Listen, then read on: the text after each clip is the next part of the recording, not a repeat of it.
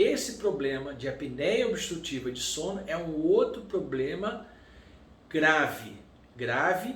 Em alguns países é tratado como epidemia. Na Alemanha, por exemplo, fizeram um estudo, 18 milhões de alemães fazem apneia. Eles tratam lá como se fosse uma diabetes, uma hipertensão. É um problema de saúde pública.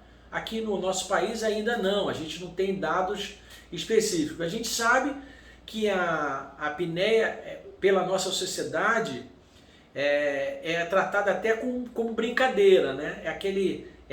Aquela pessoa que ninguém gosta de dormir com essa pessoa, porque ela está roncando muito, ela vibra demais à noite, treme e se mexe muito, se debate e tem o movimento das pernas e muda de posição na cama, etc. Então ninguém gosta de dormir com essa pessoa, mas não relatam a importância do diagnóstico e do tratamento desse problema, que é um problema de saúde grave.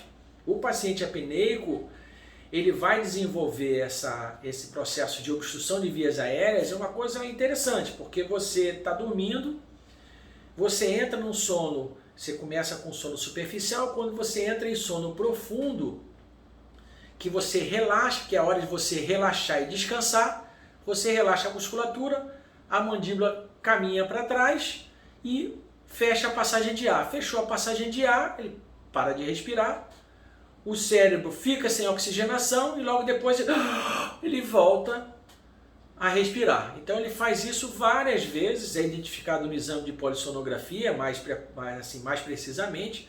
Mas o que é importante nisso? É que imagina você está dormindo lá com o coração batendo devagarzinho, 65 batimentos por minuto, lá, tranquilo, você está lá dormindo. De repente você para de respirar, fez o bloqueio, aí o coração diminui um pouquinho, e aí o cérebro fica sem oxigenação, opa, coração, estou sem oxigênio, bate mais rápido porque eu estou sem oxigênio. Aí automaticamente você sai de 65 batimentos e vai a 120 em fração de segundos. Aí você vai lá em cima, chega a 120 batimentos e depois você volta aos 65, para de novo. E assim você faz a noite inteira, várias noites por semana, várias noites por mês.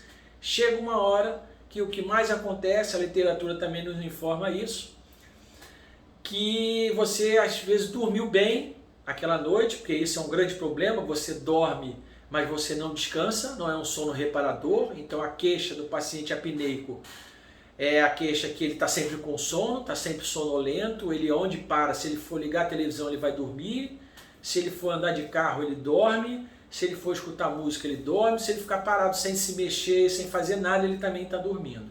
E ele tem um baixo rendimento na sua vida social e profissional, ele está sempre cansado. Então esse paciente, por exemplo, ele dormiu, naquela noite, porventura, ele dormiu bem, ele dormiu razoavelmente bem, ele acorda de manhã, aquele dia que ele acordou, poxa, dormi melhor. E ele vai para o clube lá jogar o tênis dele. Todo dia ele joga 30 minutos de tênis. E aí naquele dia, ele veio jogar 30 minutos, ele joga 2 horas e meia de tênis. Aí sobrecarrega o coração, que já estava sobrecarregado, e acaba infartando. Então, a grande maioria dos infartos, né, de miocárdio de pacientes apneicos é até às 10 horas da manhã. Eu acho que essa é uma das explicações que eu posso passar para vocês em relação a isso, justamente porque o paciente sobrecarrega já um coração altamente sobrecarregado.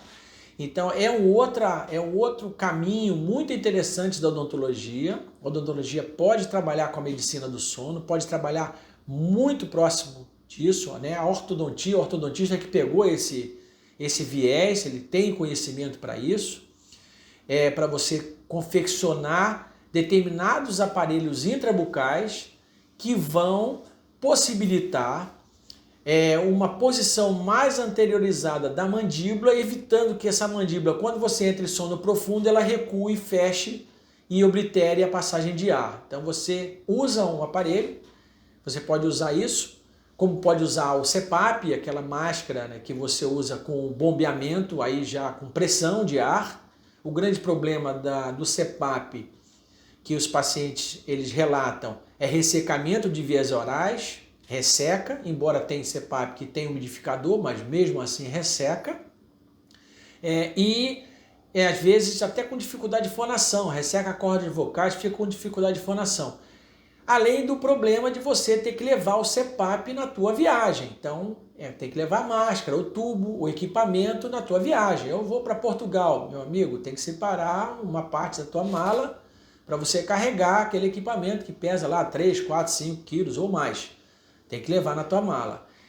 Podendo não usar o CPAP, você usar alguma coisa intrabucal, um aparelho intrabucal, que você consiga ter uma resposta tão boa quanto o CPAP, ótimo.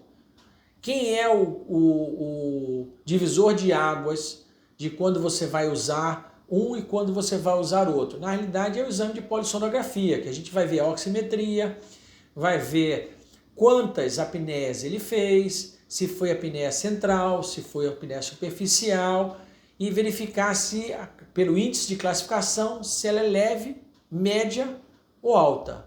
Se for uma apneia alta, aí esse paciente inicialmente ele tem que ser encaminhado para o uso do CPAP. Se for leve ou moderada, os aparelhos intraorais eles têm sucesso praticamente garantido, e com algumas mudanças de hábitos, que mais à frente a gente volta a falar só sobre isso, que eu acho que é um assunto bastante interessante para a gente abordar. A apneia é uma procura muito grande dos pacientes. Os pacientes, cada dia que passa, eles se preocupam mais com esse problema de saúde. A gente vem passando por isso, né, ultimamente, está todo mundo preocupado com a saúde. Hoje só se fala nisso, em saúde, saúde, saúde, saúde, saúde. E a apneia é um problema sério em relação à saúde. É uma sobrecarga de tudo, de todo o sistema. Sobrecarrega o rim, sobrecarrega o coração, sobrecarrega os pulmões, sobrecarrega toda a estrutura corporal. E daí a importância de uma abordagem terapêutica eficiente para você poder tratar esses pacientes com qualidade. Isso é muito importante. Um outro tipo de abordagem, que também a gente vai falar numa fase mais à frente, são os pacientes que têm uma face harmoniosa, equilibrada, que não querem usar nem o CPAP, não tem indicação, mas não querem usar, e também não querem usar nenhum aparelho intrabucal. Existem esses casos? Sim, existem esses casos.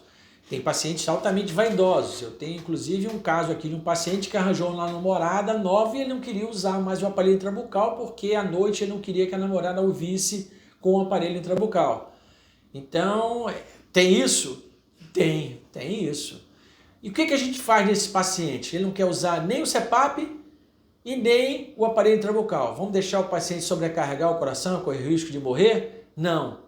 A gente pode fazer um tratamento, que é um tratamento padrão ouro para esse tipo de abordagem, que é um tratamento de avanço bimaxilar, que é uma cirurgia ortognática, mas com auxílio da ortodontia. A gente vai fazer um movimento com uma face harmônica, a gente vai fazer um movimento dentário para trás, recuando os dentes da bateria maxilar e mandibular, de modo que o cirurgião avance o processo maxilar, a maxila como um todo e a mandíbula como um todo, melhorando a passagem de ar.